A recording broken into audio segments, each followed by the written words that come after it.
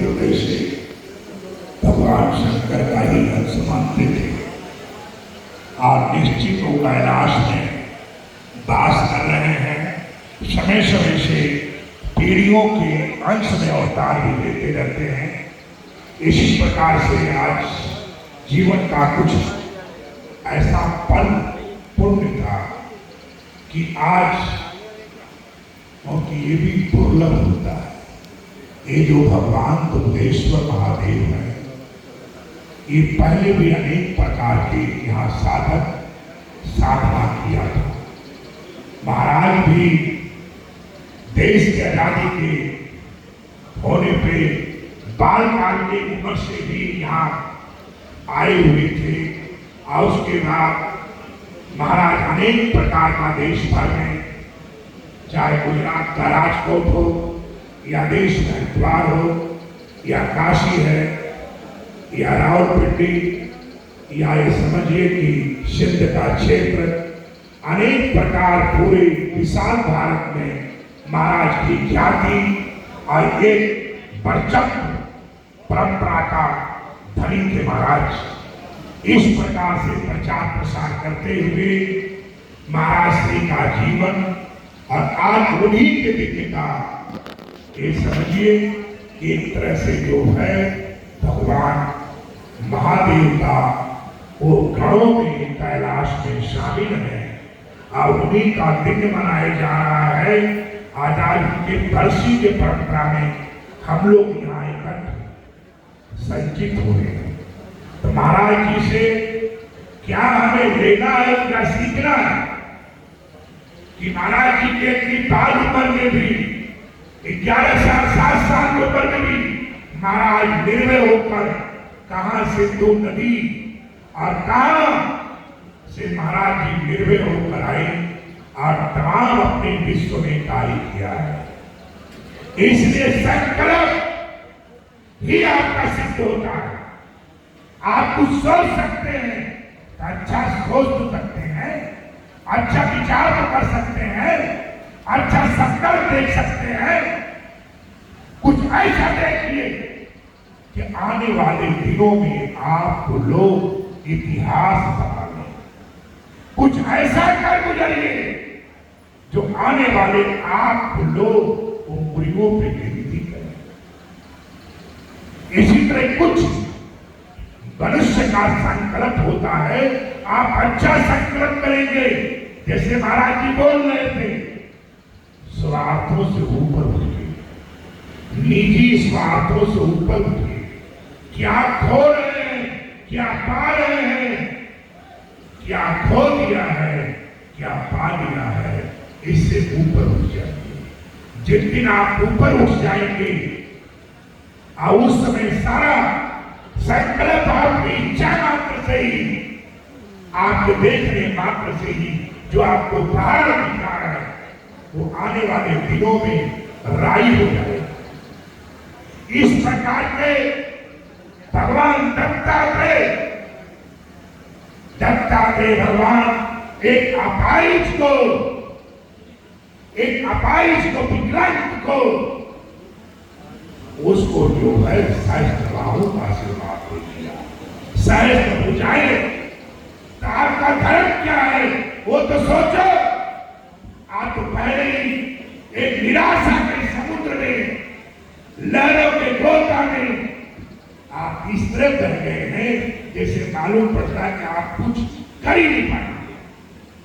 अपने जीवन से निराशा को उखाड़ फेंकिए, जरूर उसको नष्ट कर दीजिए निराशा को।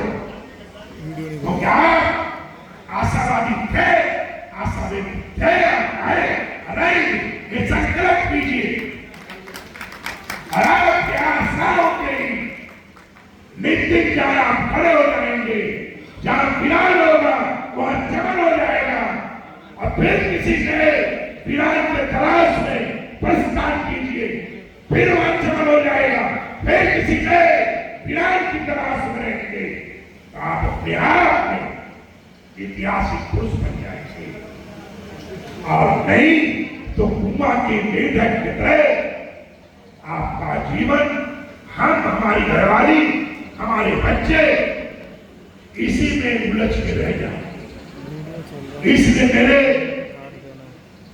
मित्र, सज्जन, प्रेमी और भगवान सुमेरु पीठ, काशी पीठाधीश्वर भगवान शंकराचार्य नरेंद्रानंद जी महाराज से मैंने इनका कुछ जो है कर गुजरने की निर्भय जो अपने आप को महादेव को अर्पित करते हुए कभी अपने वाणी में ये कभी हिलते नहीं, कभी डरते नहीं, उसका परिणाम महादेव को छोड़ देते हैं कि जो भी होगा अच्छा होगा।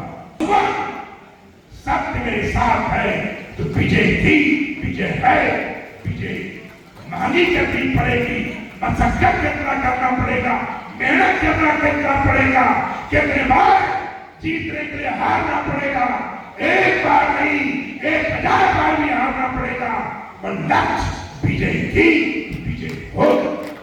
विश्वास अपने जीवन से संगम के किनारे भगवान प्रयागराज से वार्तालाप करता हूं, भारद्वाज से वार्तालाप करता हूं, कहीं उज्जैन में संदीपी से वार्तालाप करता हूं, कहीं गौतम ऋषि से वार्तालाप करता हूं कि मेरे पूर्वज क्या मेरे अंदर त्रुटि थी, क्या मेरे अंदर थी जो कि मैं आपकी पूजा नहीं कर पा रहा हूं, आपको मना नहीं पा रहा हूं, कहां मेरी त्रुटि है।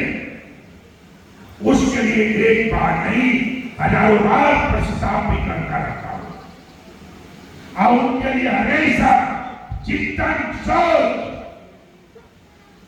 कभी भी ऋषि विश्राम नहीं करते थे, ऋषि चलते रहते थे, आश्रमों में रहते हैं और वहां रहकर प्रचार प्रसार करते हैं।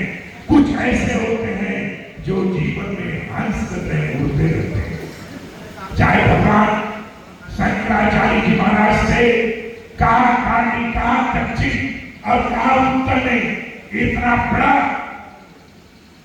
5000 मंदिरों का जीर्णोद्धार कराया।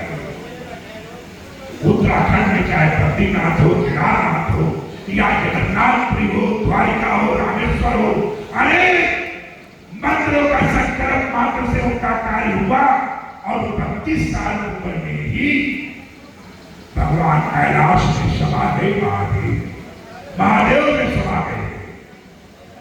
समय समय से उनका अवतार होता रहता है, किसी न किसी के रूप में रूपांतर आए, नमो नमः किसी न किसी रूप में आते रहते हैं। तो आपके जीवन में 4 चीज याद रखना है: सत्य, तप, दान, दया।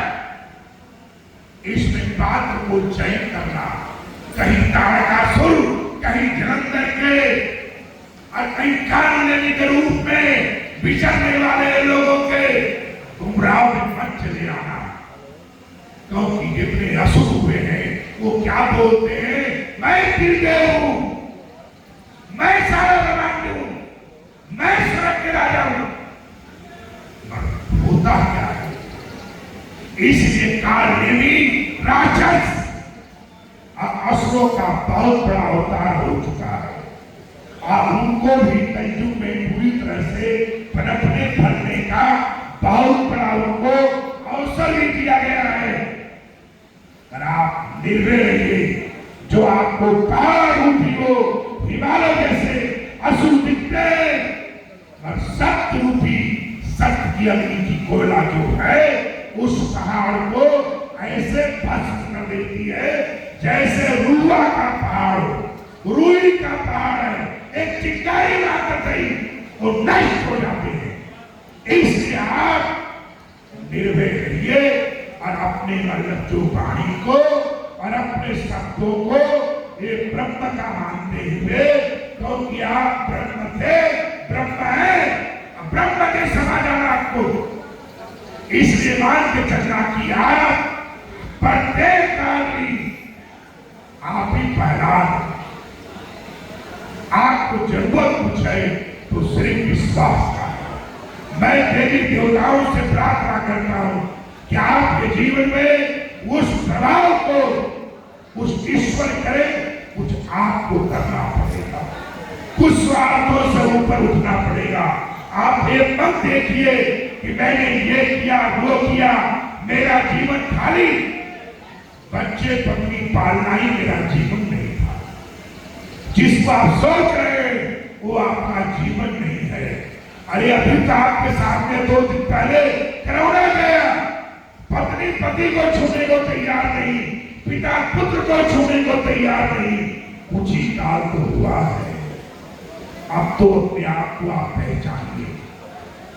आप पहचान जाएंगे तो आप स्वयं महादेव की कृपा पात्र हो जाएंगे और आप जो है हर संकल्प आपका ऋषियों की तरह आप हिमालय जैसे अपने आप बन जाएंगे, क्योंकि भगवान